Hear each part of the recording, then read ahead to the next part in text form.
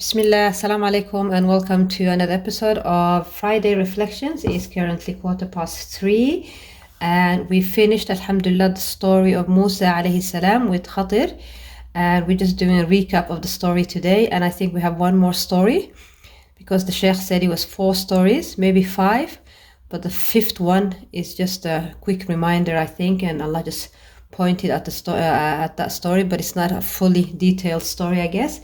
Anyway, we'll know that inshallah next Friday. You know how I said that I was going to fast? That didn't last long. I got sick before yesterday, so I had to stop. Alhamdulillah. So this is my lovely ginger with lemon and honey. Hopefully, وإذا مرضت فهو يشفين. Allah will cure me, inshallah. So we have done the story of Musa alayhi salam. So I'm just going to do a recap here quickly while I'm reading, inshallah. And then inshallah we will do Dhil Qarnayn, because this is the story that comes after it. If you can see, وَيَسْأَلُونَكَ عَنْ ذِي الْقَرْنَيْنِ قُلْ سَأَتْلُ عَلَيْكُم مِّنْهُ ذِكْرًا. And I don't know about the 5th one. But anyway, maybe Ya'juj or Ma'juj, I'm not sure. Anyway, the Sheikh will tell us. And again, this is just a reflection on the surah, on the stories. And we haven't reached Kahf yet. When in our tafsir, we're still on Surah Al-Baqarah. So hopefully when we come to Surah Al-Kahf, he will translate verse by verse, inshallah. So on the last video, or the one before the Friday reflection video, I put a long hadith that tells us about Musa alayhi salam when he was doing the lecture. So please reread that again. And also read all the verses that I put in the link in the description box below.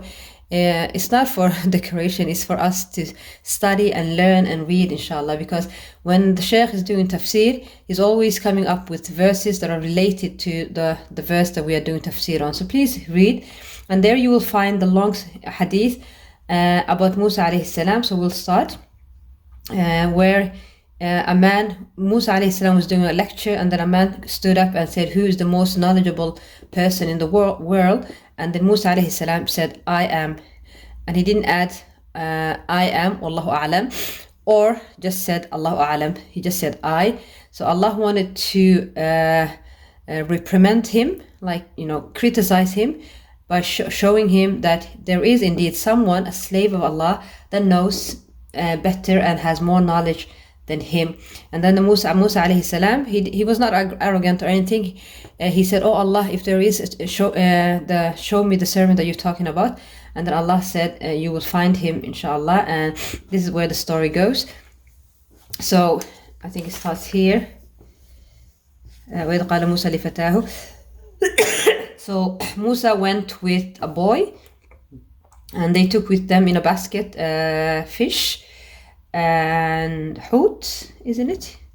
Let's see, hootahuma, yes. And then the boy, when they relaxed, when they sat down in a place and to relax, they forgot their fish in the basket, and the fish left the basket. في البحر سربا. And you remember when I was telling you the saraba, the word that it means that you could see the fish and it didn't go under the water. So after, I'm just going to read it in my mind and then translate for you guys quickly. So after, I hope you can see, after they got tired, Musa alayhi salam asked the boy if he could give them the food so they can eat. And then he said, I forgot when we were sitting and relaxing. And then that was the sign that when they lose their hoot, their fish, at the point where they lost it, they go back there, and there they will find a man, a servant of Allah who has more knowledge than Musa alayhi salam. So when they went back, they found one of the slave of Allah, which is Khidr.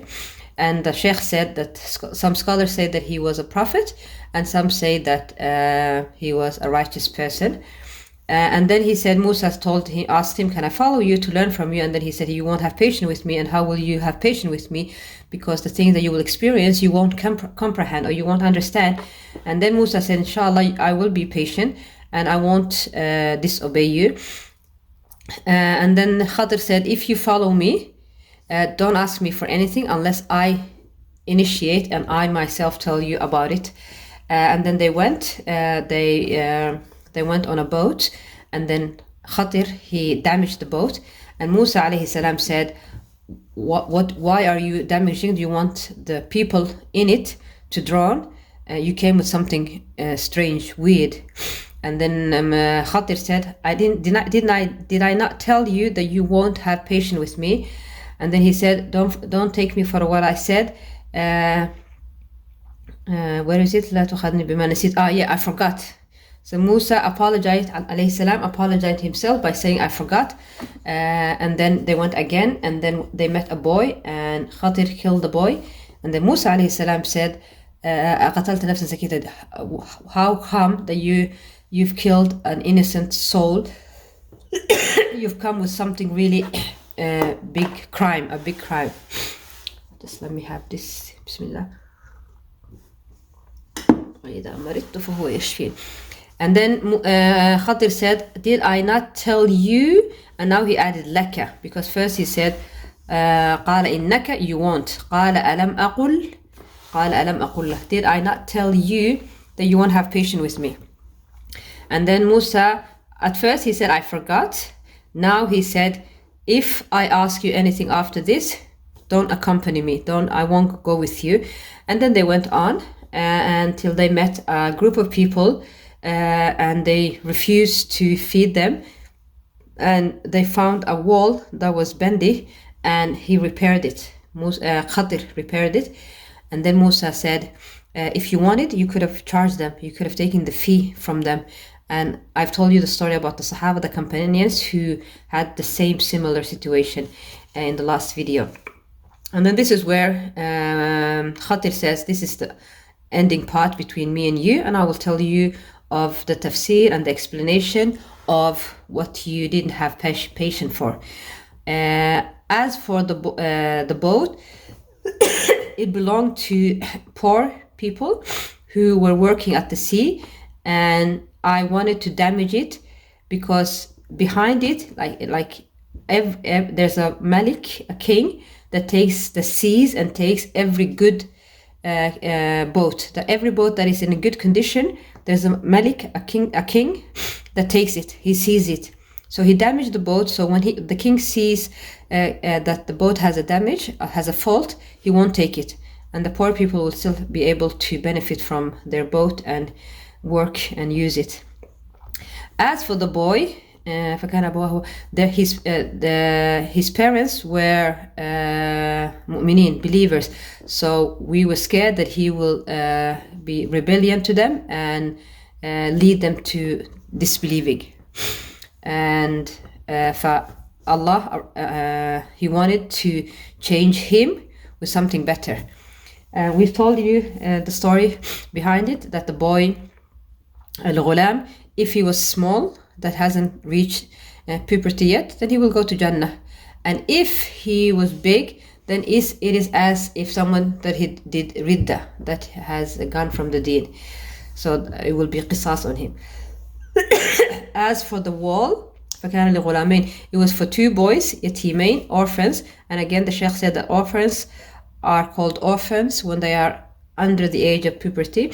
And under the wall that Khidr repaired, there was a treasure, and Allah wanted them to, and their dad was a righteous person, and Allah wanted them to be big, reach their age puberty or be men, so they can take it out to the treasure by themselves. And Khidr is saying, وَمَا فَعَلْتُ عَنْ أَمْرِي, I did not do all of this by my choice. It was from Allah. It was revealed from Allah. And the Shaykh said that those who said that Khidr was indeed a prophet, they take this verse as a dalil. وَمَا فَعَلْتُ عَنْ أَمْرِي, I didn't do it by my choice. It was revealed to me. So he has to be a prophet. But some say he was a righteous person. And then the new story comes. وَيَسْأَلُونَكَ عَنْ ذِي الْقَرْنَيْنِ. So there are three things that Khidr did. Two things that was really bad, and you could see it was bad, damaging the boat, killing the boy. And the third one was he was repairing. So this is a good thing. And that's why the Sheikh told us, if you remember from our last video, that here he said, فَأَرَدْتُ أَنْ أَعِيبَهَا, I wanted to damage it, the boat. فَأَرَدْنَا, we wanted to change him with someone good, the son. And when it came to the good thing about repairing the wall, فَأَرَادَ رَبُّكَ, your Lord wanted to, Allah wanted to. So everything that is good, khair, is from Allah, and we give credit to Allah for that. I hope you really, inshallah, benefited from the story, and I'm looking forward to the story of Dhul Qarnayn, and I'm curious on what the 5th story might be. But anyway, Jazakumullahu khairan, and please pray for all Muslims, inshallah, and inshallah, hopefully see you next Friday. Assalamu alaikum wa rahmatullahi wa barakatuh.